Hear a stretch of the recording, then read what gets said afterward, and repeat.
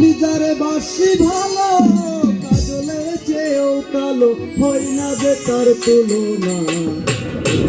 মিঠুর বন্ধু জানা ছিল না গো তোকে মিঠুর বন্ধু জানা ছিল না